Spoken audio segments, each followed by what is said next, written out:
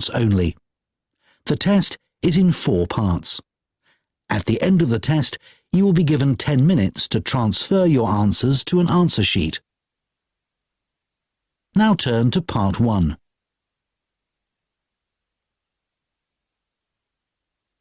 Part 1. You will hear a man who works at an employment agency phoning a woman who is looking for a job. First, you have some time to look at questions 1 to 5.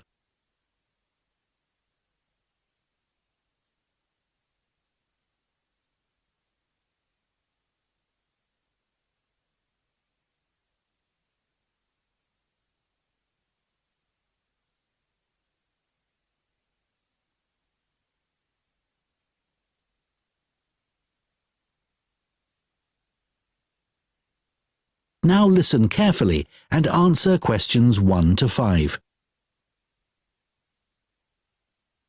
Hello? Oh, hello. Is that Julie Davison? Yes. This is Greg Preston from the employment agency. We met last week when you came in to inquire about office work. Oh, that's right. Now, we've just had some details come in of a job which might interest you. OK. So this is a position for a receptionist. I believe you've done that sort of work before? Yes, I have. I worked in a sports centre for a couple of years before I got married and had the children. Right. Well, this job's in Fordham, so not too far away for you, and it's at the medical centre there. OK. So where exactly is that? It's quite near the station on Chastens Road. Sorry? Chastens Road. That's CHASTONS.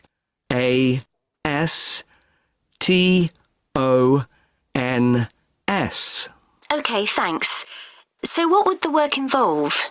Dealing with inquiries from patients? Yes.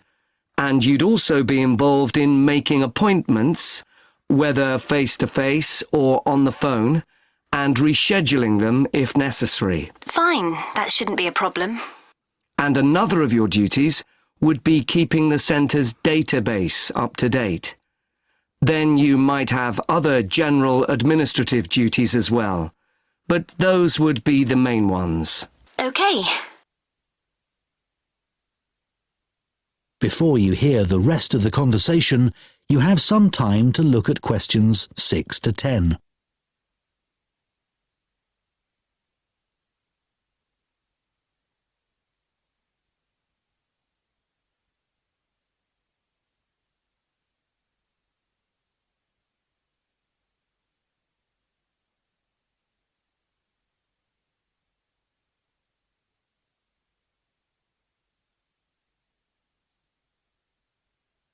Now listen and answer questions 6 to 10. Now, when the details came in, I immediately thought of you because one thing they do require is someone with experience. And you did mention your work at the sports centre when you came in to see us. Yes, in fact I enjoyed that job. Is there anything else they're looking for? Well, they say it's quite a high-pressure environment. They're always very busy, and patients are often under stress. So they want someone who can cope with that and stay calm, and at the same time be confident when interacting with the public. Well, after dealing with 3 children all under 5, I reckon I can cope with that. I'm sure you can. And then another thing they mention is that they're looking for someone with good IT skills. Not a problem. So you'd be interested in following this up? Sure. When would it start? Well, they're looking for someone from the beginning of next month. But I should tell you that this isn't a permanent job. It's temporary, so the contract would be just to the end of September. But they do say that there could be further opportunities after that. OK. And what would the hours be? Well, they want someone who can start at 7:45 in the morning. Could you manage that? Yes, my husband would have to get the kids up and off to my mother's. She's going to be looking after them while I'm at work. What time would I finish? 1:15. That should work out all right. I can pick the kids up on my way home, and then I'll have the afternoon with them. Oh, one thing. Is there parking available for staff at the centre? Yes, there is. And it's also on a bus route. Right. Well, I expect I'll have the car, but it's good to know that. OK, so where do I go from here? Well, if you are happy for me to do so, I'll forward your CV and references, and then the best thing would probably be for you to phone them so they can arrange for an interview. Great. Well, thank you very much. You're welcome. Bye now. Bye. That is the end of part 1. You now have 1 minute to check your answers to part 1.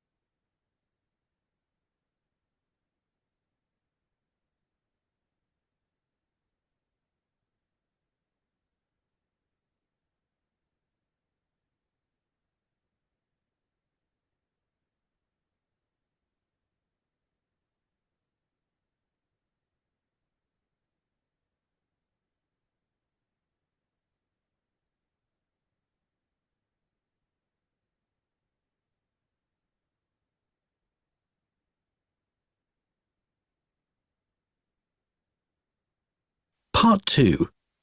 You will hear a guide at a farming museum talking to a group of visitors. First, you have some time to look at questions 11 to 14.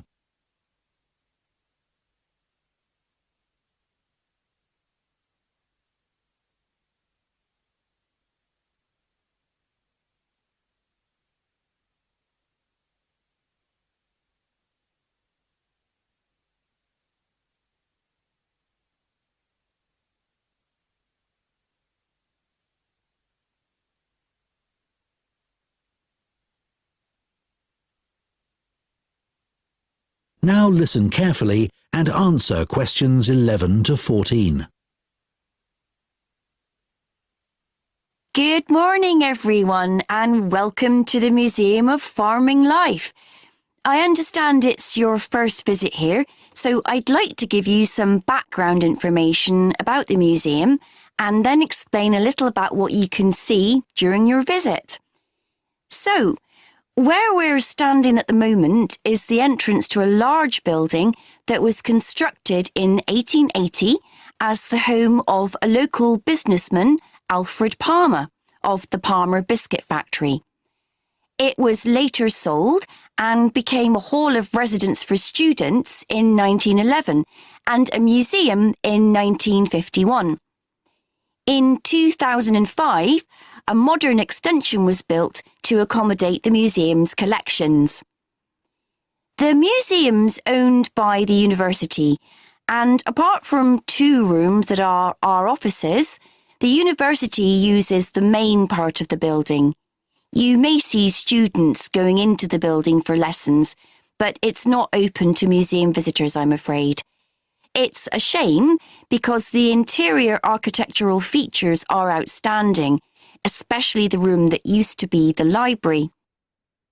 Luckily, we've managed to keep entry to the museum free.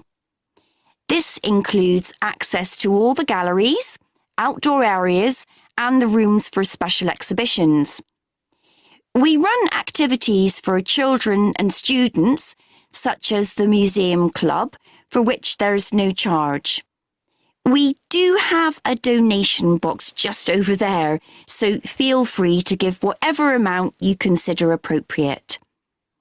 We do have a cloakroom if you'd like to leave your coats and bags somewhere. Unlike other museums, photography is allowed here, so you might like to keep your cameras with you. You might be more comfortable not carrying around heavy rucksacks, though keep your coats and jackets on as it's quite cold in the museum garden today. Before you hear the rest of the talk, you have some time.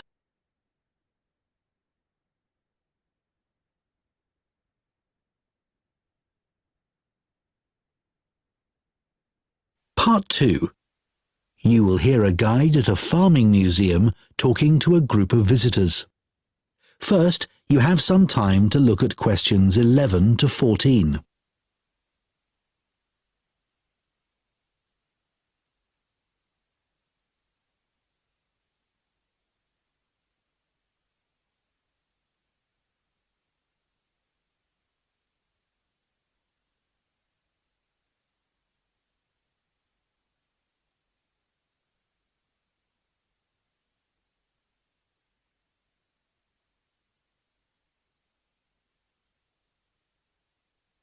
Now listen carefully and answer questions 11 to 14. Good morning, everyone, and welcome to the Museum of Farming Life. I understand it's your first visit here, so I'd like to give you some background information about the museum and then explain a little about what you can see during your visit. So, where we're standing at the moment is the entrance to a large building that was constructed in 1880 as the home of a local businessman, Alfred Palmer, of the Palmer Biscuit Factory.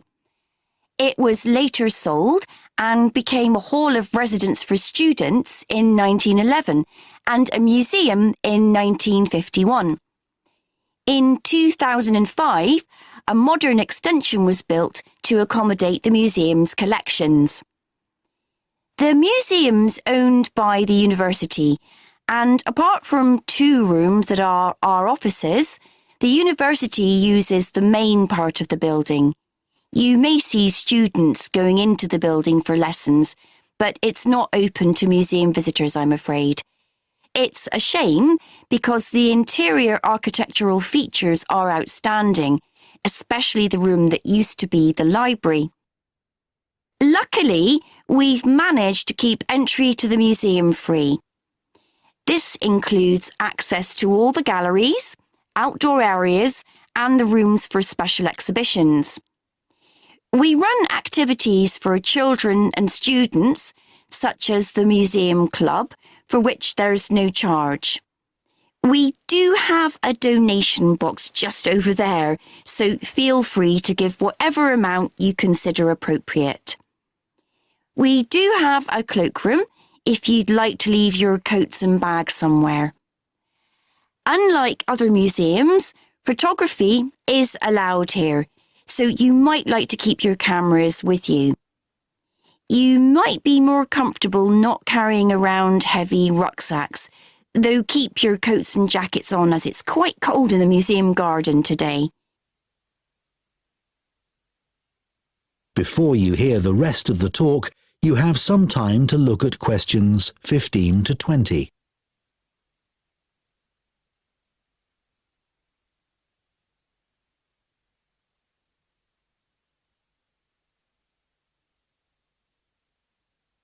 Now listen and answer questions 15 to 20.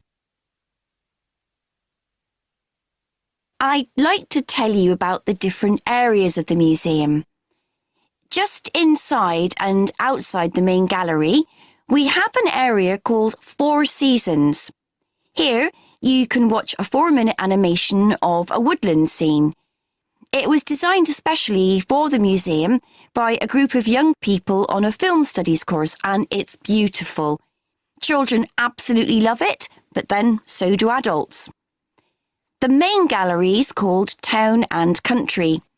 It includes a photographic collection of prize-winning sheep and shepherds. Leaving Town and Country, you enter Farmhouse Kitchen, which is, well, self-explanatory. Here, we have the oldest collection of equipment for making butter and cheese in the country. And this morning, a specialist cheesemaker will be giving demonstrations of how it's produced. You may even get to try some. After that, you can go in 2 directions. To the right is a staircase that takes you up to a landing from where you can look down on the galleries. To the left is a room called A Year on the Farm. There is lots of seating here, as sometimes we use the room for school visits, so it's a good place to stop for a rest. If you're feeling competitive, you can take our memory test, in which you answer questions about things you've seen in the museum. The next area is called Wagon Walk. This contains farm carts from nearly every part of the country. It's surprising how much regional variation there was. Beside the carts are display boards with information about each one. The carts are old and fragile, so we ask you to keep your children close to you and ensure they don't climb on the carts. From Wagon Walk, you can either make your way back to reception or go out into the garden, or even go back to take another look in the galleries. In the far corner of the garden is Bees Are Magic, but we're redeveloping this area, so you can't visit that at the moment. You can still buy our honey in the shop, though. Finally, there's the pond, which contains all kinds of interesting wildlife. There are baby ducks that are only a few days old, as well as tiny frogs. The pond isn't deep, and there is a fence around it, so it's perfectly safe for children. That is the end of Part 2. You now have 30 seconds to check your answers to Part 2.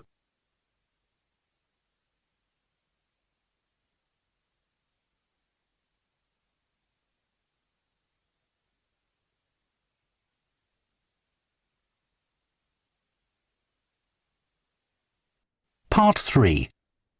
Following instructions from their tutor, you will hear 2 trainee teachers discussing the use of origami, a paper folding activity, in the classroom. First, you have some time to look at questions 21 to 27.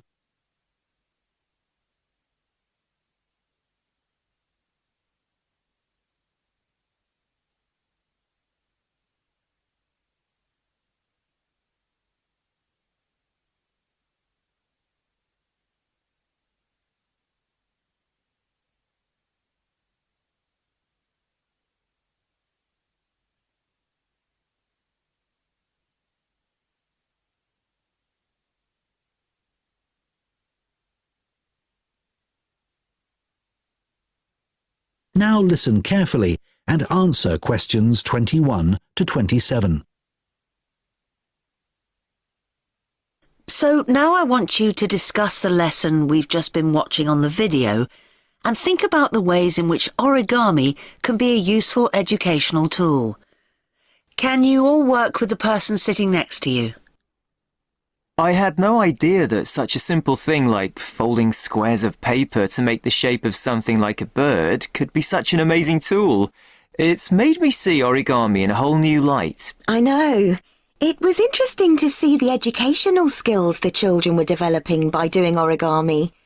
On the video, you could see them really listening hard to make sure they did all the steps in the right order to make the bird. That's right.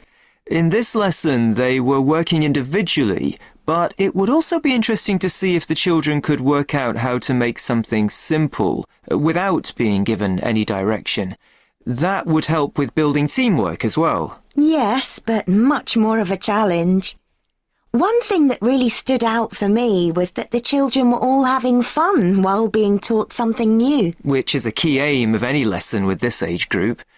And although these kids had no problems with folding the paper, with younger children you could do origami to help practice fine motor skills. Absolutely. Shall we talk about the individual children we saw on the video? I wrote all their names down and took some notes. Yes, I did too. Okay, good. Let's start with Sid. He was interesting because before they started doing the origami, he was being quite disruptive. Yes, he really benefited from having to use his hands. It helped him to settle down and start concentrating. Yes, I noticed that too. What about Jack? I noticed he seemed to want to work things out for himself. You could see him trying out different things rather than asking the teacher for help. What did you make of Naomi? She seemed to be losing interest at one point, but then she decided she wanted her mouse to be the best, and that motivated her to try harder. She didn't seem satisfied with hers in the end, though. No. Anya was such a star. She listened so carefully and then produced the perfect bird with very little effort. I think the teacher could have increased the level of difficulty for her. Maybe. I think it was the first time Zara had come across origami. She looked as if she didn't really get what was going on. She seemed unsure about what she was supposed to do. But in the end, hers didn't turn out too badly. Yeah, I'm sure it was a positive learning experience for her. Before you hear the rest of the discussion, you have some time to look at questions 28 to 30.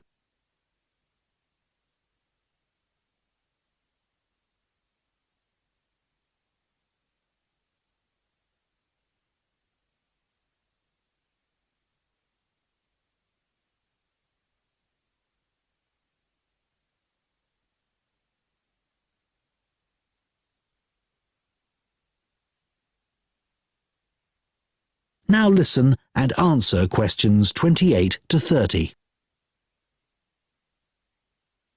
I think one reason why the origami activity worked so well in this class was that the teacher was well prepared. Right. I think it would have taken me ages to prepare examples showing each of the steps involved in making the bird, but that was a really good idea. The children could see what they were aiming for. And much better for them to be able to hold something rather than just looking at pictures. Those physical examples supported her verbal explanations really well. It's strange that origami isn't used more widely. Why do you think that is? Well, teachers may just feel it's not that appealing to children who are used to doing everything on computers, especially boys, even if they're aware of the benefits. Oh, I don't know. It's no different to any other craft activity. I bet it's because so many teachers are clumsy like me. That's true. Too much effort required if you're not good with your hands. Well, anyway, I think we should try it out in our maths teaching practice with Year 3. I can see using origami is a really engaging way of reinforcing children's knowledge of geometric shapes, like they were doing in the video. But I think it would also work really well for presenting fractions, which is coming up soon. Good idea. That's something most of the kids in that class might struggle with. Origami would also be good practice for using symmetry, but I think they did that last term. Okay, well, let's try and get some ideas together and plan the lesson next week. OK, if you could all... That is the end of part 3. You now have 30 seconds to check your answers to part 3. Part 4. You will hear a literature student giving a talk about Victor Hugo, a famous 19th century French writer. First, you have some time to look at questions 31 to 40.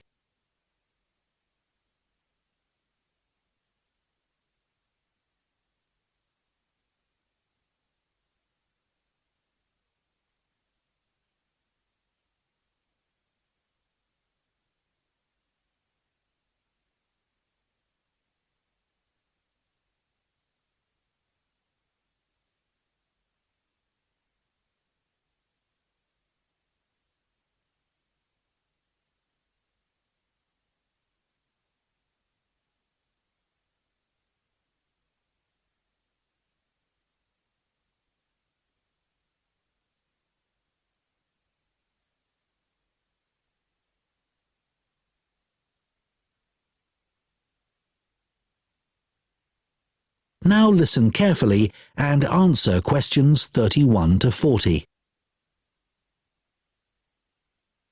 The person I've chosen to talk about is the French writer Victor Hugo. Many people have heard of him because his novel, Les Miserables, which he wrote in 1862, is famous around the world. It became a stage musical in the 1980s, and a film version was also released in 2012. So some of us, I'm sure, have a pretty general idea of the plot, but we know much less about the author. Today, I'm going to provide a little more insight into this talented man, and I'm going to talk particularly about the home he had on the island of Guernsey in the British Channel Islands. But first, his early career. As I've said, he was a writer. He was at the height of his career in Paris, and he was very highly regarded by his colleagues. As far as literature was concerned, he was the leading figure of the Romantic movement. However, as well as being a literary genius, he also gave many speeches about issues like the level of poverty in his society. He felt very strongly about this and about other areas where change was needed, like education. This kind of outspoken criticism was not well liked by the rulers of France, and eventually the Emperor, Napoleon III, told Victor Hugo to leave Paris and not return. In other words, he sent him into exile.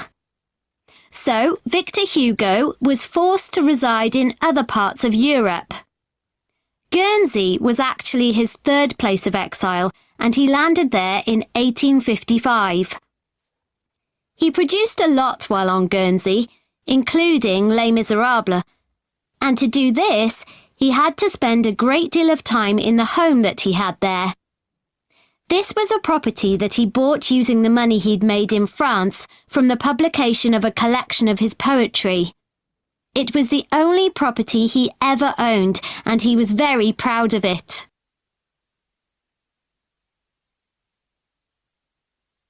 The property Victor Hugo bought on Guernsey was a large 5-storey house in the capital town of St. Peter Port, and he lived there for 15 years, returning to France in 1870 when Napoleon's empire collapsed.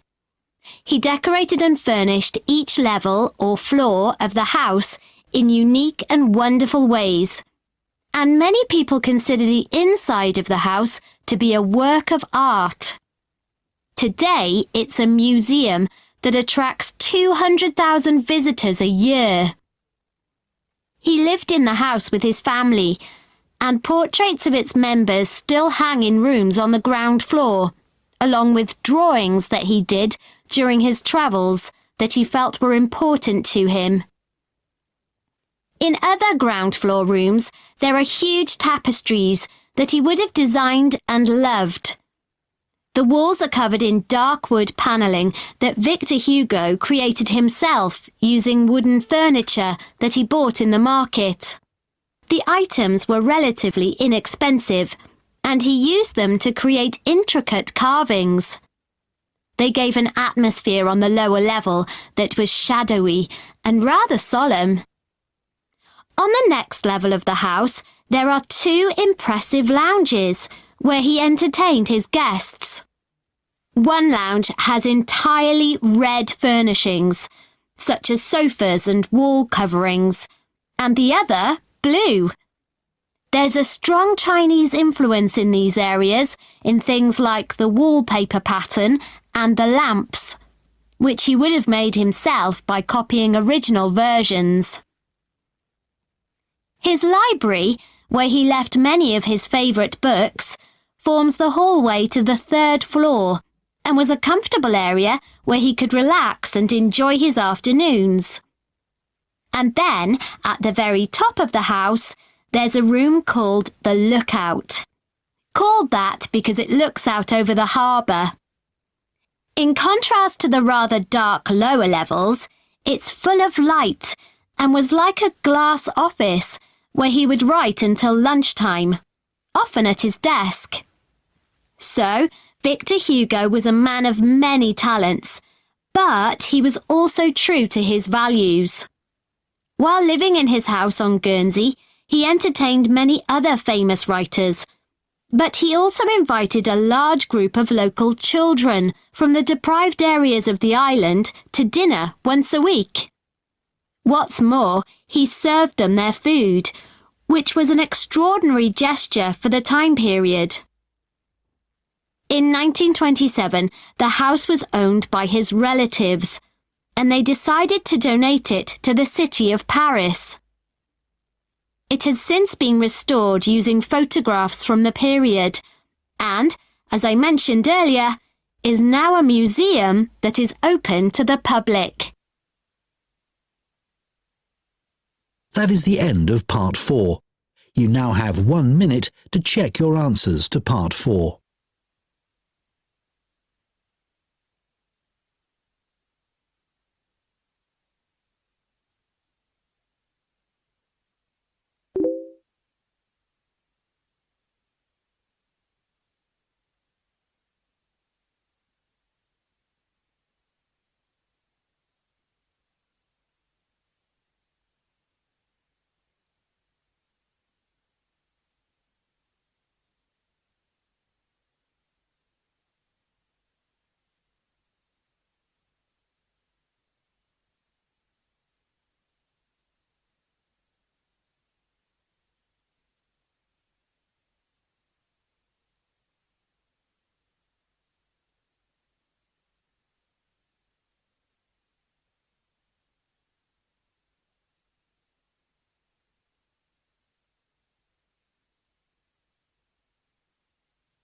That is the end of the listening test. In the IELTS test, you would now have 10 minutes to transfer your answers to the listening answer sheet.